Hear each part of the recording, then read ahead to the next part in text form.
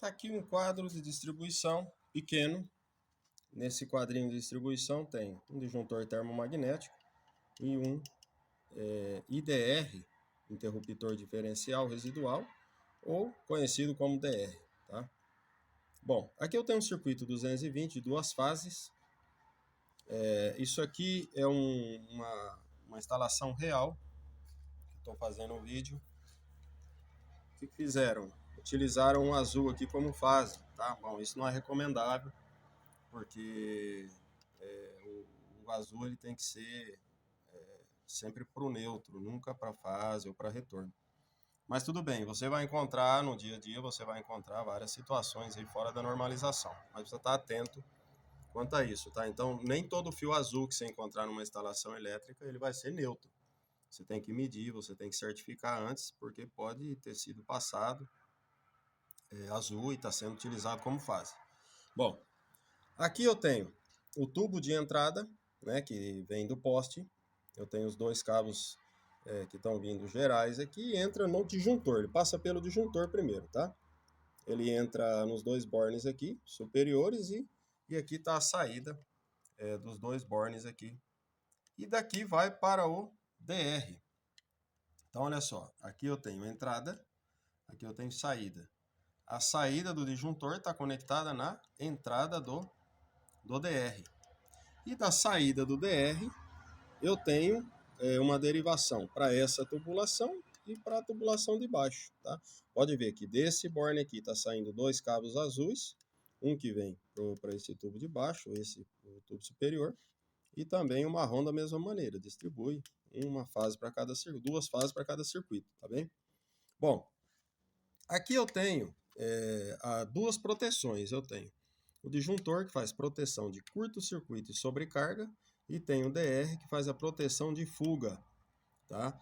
Vamos colocar um exemplo de fuga, choque elétrico. Choque elétrico é quando alguém toma uma descarga elétrica, alguma coisa assim, você tem uma fuga de corrente através do corpo humano.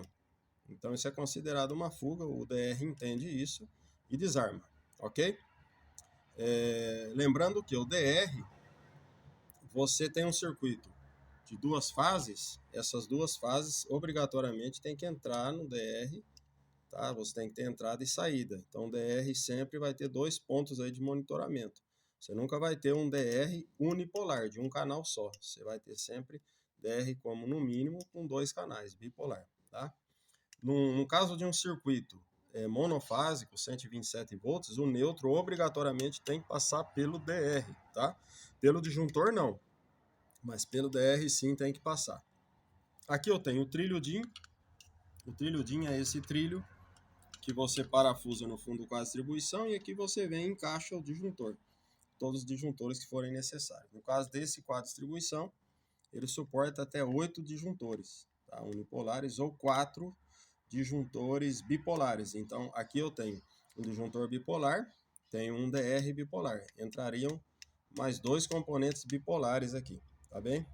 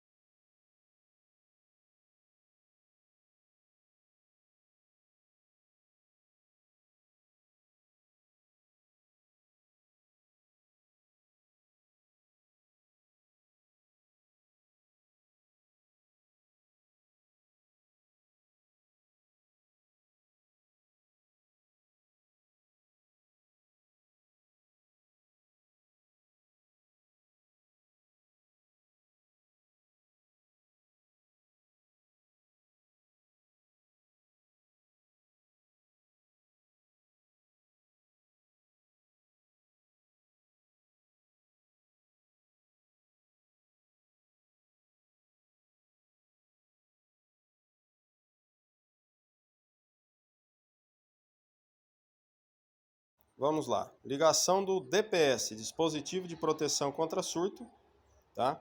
Que ele tem a função de fazer o monitoramento da rede elétrica, no caso de uma tensão de surto, que seria a tensão de um raio, de uma descarga atmosférica. O surto nada mais é do que um aumento de tensão e corrente repentino em frações de segundo. Por que existe a queima de equipamentos no caso de um raio? Porque a tensão ela sai de 220 e vai a 450, 500, 600 volts, tá? Então a função do DPS é essa. O DPS ele não vai ligado em série com a carga. Entra a fase nele e sai para o equipamento. Não. A fase ela continua sendo ligada aí através do disjuntor, né? A proteção do circuito ocorre através do disjuntor. A fase entra no disjuntor e sai do disjuntor e vai para a carga. O DPS ele faz um monitoramento. Essa fase ela está conectada na entrada no DPS e na saída está conectada no aterramento. Quando ocorrer um surto, essa corrente de surto e tensão de surto, ela vai entrar no DPS. O DPS ele está calculado para trabalhar na faixa de 200 a 240 volts. Tá? Quando essa tensão ultrapassar esse valor, ele vai fechar um curto-circuito interno aqui, né? E vai canalizar esse surto para a terra. Ou seja, você canalizando esse surto para a terra, você tem um curto-circuito aqui. Fase e terra, encostados um no outro, é um curto-circuito. Né? O DPS ele trabalha sempre aberto, mas quando ocorre o surto, ele fecha. Então você tem um curto-circuito. Quando ocorre esse curto-circuito, o disjuntor desarma. Tá? É como se tivesse ocorrido um curto-circuito na rede, o disjuntor desarma e não deixa que esse surto entre para dentro da residência, ok?